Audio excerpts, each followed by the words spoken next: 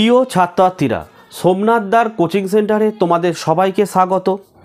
আজকের ভিডিওতে থাকছে Behala high school third summative evaluation 2024 class 9 subject geography. সময় 3 ঘন্টা 15 মিনিট, ফুল মার্কস কিন্তু 90। প্রশ্ন এবং উত্তর নিয়ে কিন্তু আলোচনা। এই প্রশ্নপত্রটি তোমরা যারা নবম শ্রেণীতে পরীক্ষা দিতে চলেছো, থার্ড সামেটিভ পরীক্ষা, প্রত্যেকে দেখে যাও। এখান থেকে প্রচুর প্রশ্ন তোমাদের স্কুলে কিন্তু হুবহু কমন আসবেই। তো প্রথমে 14খানা এমসিকিউ দেখে নিই। 1.1 পৃথিবীর আকৃতি, অপশান গ অভিগত গোলাকার। 1.2 যার আবর্তন দক্ষিণ থেকে উত্তর দিকে, সেটা হচ্ছে অপশান ঘ লিখবে, শুক্র। 1.3 উত্তর গোলার্ধের সবচেয়ে বড় দিন হয়, অপশান ঘ 21শে জুন। 1.4 পরস্পর দুটি দ্রাঘিমার মধ্যে দূরত্ব সর্বাধিক হয়, অপশান ক নিরক্ষীয় অঞ্চলে। 1.5 ভারতের একটি ভঙ্গিল পর্বত হলো, অপশান গ লিখবে সাতপুরা পর্বত। 1.6 লাভা মালভূমির উদাহরণ হলো, অপশান গ ডেকান ট্র্যাপ। 1.7 শিলায় মরচে ধরে যে প্রক্রিয়ার ফলে, সেটা হচ্ছে অপশান খ লিখবে জারণ প্রক্রিয়া। 1.8 স্বল্পমোচন প্রক্রিয়াটি হলো, অপশান খ লিখবে গ্রানাইট শিলায় হয়। 1.9 চলে আসো। আমফান নামক প্রবল ঘূর্ণিঝড় হয়েছিল, অপশান গ লিখবে 2020 সালে। 1.10 ভারত তথা বিশ্বের বৃহত্তম তেল শোধনাগারটি হলো, অপশান খ লিখবে। 1.11 বায়ু শক্তি থেকে বিদ্যুৎ উৎপাদনকারী প্রথম স্থান অধিকার রাজ্যটি হলো, অপশান ক গুজরাট। 1.12 গ্রীষ্মকালে দুপুরে পশ্চিমবঙ্গের কোন অঞ্চলে লু প্রবাহিত হয়, অপশান গ পশ্চিমবঙ্গের মালভূমি অঞ্চলে। 1.13 প্রদত্ত কোনটি ক্ষুদ্র স্কেলের মানচিত্র, অপশান খ টোপোসিট। 1.14 মৌজা মানচিত্র আঁকা হয়, অপশান খ 1.3960 স্কেলে। শুদ্ধ অশুদ্ধ দেখে নাও। এক একটা বলেছে পৃথিবী মঙ্গলের তুলনায় প্রায় দ্বিগুণ বড়, এটা ফলস। 2 নম্বর 2025 সালটি একটি অধিবর্ষ, এটাও ফলস। 3 কোন স্থান ও তার প্রতিবেশ স্থানের মধ্যে সময়ের পার্থক্য হয় 10 ঘন্টা, এটাও ফলস। 4 দামোদর উপত্যকা হলো ভারতের একটি গ্রস্ত উপত্যকা, এটাও ফলস। 5 রেগোলিথ শিলা ও মাটির মাঝামাঝি অবস্থা বলা হয়, এটি ট্রু। 6 পশ্চিমবঙ্গের মাঝারি ভূমিকম্প প্রবণ এলাকার অন্তর্গত, এটিও ট্রু। 7 দেখো বক্সাইটকে কালো হিরে বলা হয়, এটি কিন্তু ফলস। আচ্ছা চলে আসো শূন্যস্থান পূরণ। দেখো এক একটা দুটি সমান্তরাল চ্যুতির মধ্যবর্তী উঁচু অংশকে ড্যাশ বলে, উত্তর লিখবে হোস্ট বলে। 2 দেখো চাপের হ্রাসের ফলে শিলায় পাতলা স্তরের ভাঁজ পড়লে তাকে ড্যাশ বলে, উত্তরটি তোমরা যে কেউ জানো অবশ্যই কমেন্ট করে জানাও। 3 সম্পদ সৃষ্টির উপাদানের ভিত্তিতে সম্পদকে 2 ভাগে ভাগ করা হয়। 4 নেপালের প্রধান নদী হলো গণ্ডকী।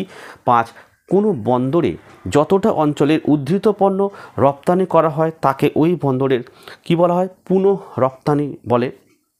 6 মানচিত্রে স্কেলের ব্যবহারের উপর ভিত্তি করে স্কেলকে 2 ভাগে ভাগ করা হয়। 7 পশ্চিমবঙ্গের ড্যাশ জেলাকে এই রাজ্যে ধানের ভাণ্ডার বলা হয়, উত্তর লিখে বর্ধমান জেলাকে। 2.3 একটি বা দুটি শব্দের উদাহরণ দাও।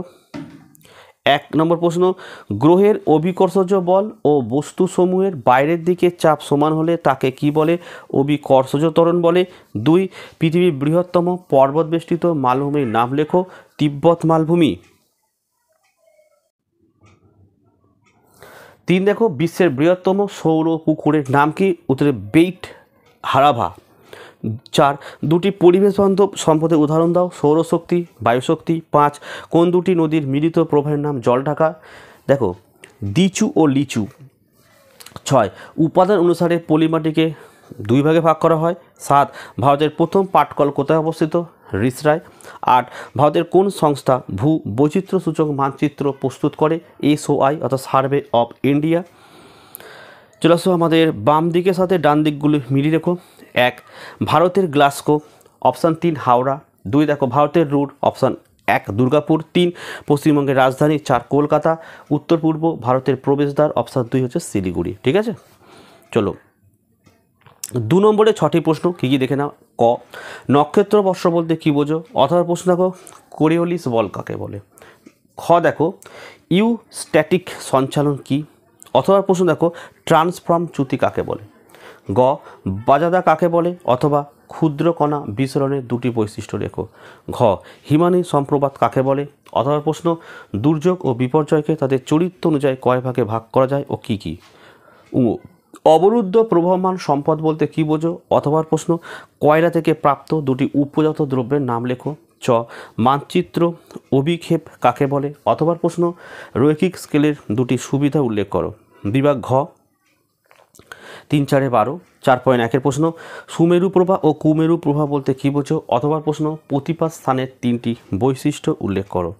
4.2 দেখো বেনিয়ো অঞ্চল কাকে বলে? অথবা প্রশ্ন ডেকান ট্রাপ কাকে বলে? 4.3 হরপাবান কীভাবে সৃষ্টি হয় বুঝিয়ে বলো।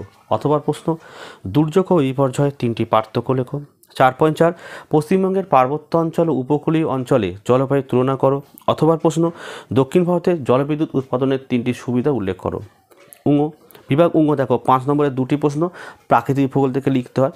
4টে প্রশ্ন দেয়। 1 নম্বর দেখো পৃথিবীর উপর আবর্তন গতির ফলাফল ব্যাখ্যা করো। 2 চিত্র সহযোগে যে কোনো 2 ধরনের সঞ্চয়জাত সমভূমি সম্পর্কে যা জানো লেখো। 3 আবহবিকার কাকে বলে? আবহবিকারের নিয়ন্ত্রক সমূহ ব্যাখ্যা করো। 4 মৃত্তিকা সংরক্ষণের পদ্ধতিগুলি সম্পর্কে লেখো। 5.2 দেখো যে কোনো 2টি প্রশ্নের উত্তর দাও। 1 ভারতের লোহার 2টি ব্যবহার উল্লেখ করো এবং যে কোনো 2টি রাজ্যের লৌহ আকরিক উত্তোলক খনিগুলির নাম লেখো। 2 নম্বর ভারতের পারমাণবিক শক্তির সুবিধা ও অসুবিধাগুলি সম্পর্কে লেখো। কোন কোন তেজস্ক্রিয় পদার্থ এই শক্তির উৎপাদনের উৎস। 3 পশ্চিমবঙ্গের জলবায়ুতে মৌসুমী বায়ুর প্রভাব ব্যাখ্যা করো। 4 পশ্চিমবঙ্গের কার্পা শিল্প গঠনের অনুকূল পরিবেশগুলি ব্যাখ্যা করো। আর বিভাগ ছ দেখো ম্যাপ পয়েন্টিং দিয়েছে। অনেকের স্কুলে ম্যাপ পয়েন্টিং থাকে, অনেকের থাকে না। যাদের থাকে এই ম্যাপ পয়েন্টিংগুলো অবশ্যই একবার করে প্র্যাকটিস করে যাবে, ঠিক আছে? তো দেখো এই ছিল আজকের ভিডিও ভালো লাগলে একটি লাইক করো এবং চ্যানেলে নতুন হলে চ্যানেলটাকে সাবস্ক্রাইব করো।